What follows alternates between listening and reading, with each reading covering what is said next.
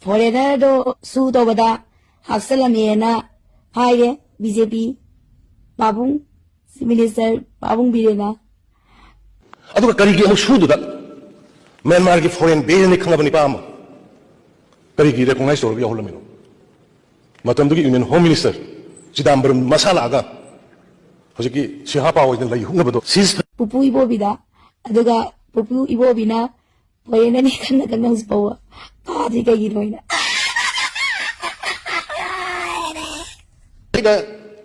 Shoes the signatory worry about jet arrogant leaders, other men mere the gay. Leader Mayauri. Shikamai told na Sidambaram Matamda. Signatory will help me know for energy Hiberia. I do not honorable CM Hiberia. Sahitara, Central India is Sahitara Paraba. State Kise Sahitara Paris Vida. Foreigner, Congress government, Matam, the UP government, Matam, the signatory will me say, how you forward look to he is a foreigner. Foreigner Eki Makadama, Paro, the Wimbram Kari Lena. Look to the Karino, India government. Sunabado. Amana, Nanka Yapsalamino Zineva, Amana, Naki Party was in never. I was I thought.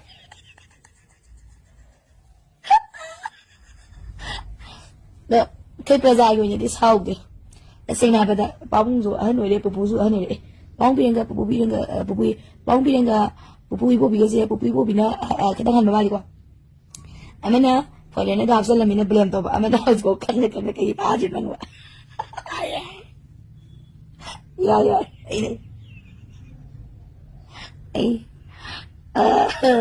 Tao nó tao. Tại sao đó? Có gì thì có ama bồi đó.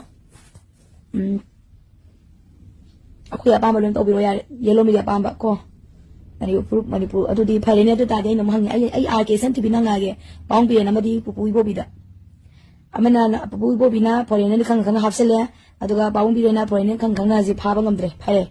Nasa arkesan tu biru ina lagi. Ani makta biru bakwa. Puning cing jaga ba. Azik cookie ka mete ka lansi. Tong na kang na. Kali kita makta nabani punca laga. Cookie ka mete ka lan chong na ibasa. Kali kita nabani makna. Puno ko na minaga kali kita loisan jiban. Come on. Tapos. Ko. Puno mag. Loisan ni naga daban ba. Cookie ka mete ka lansi ato ba matanda loisan biro. Cookie ka mete ka lansi loisan biro Manipur kaya roy.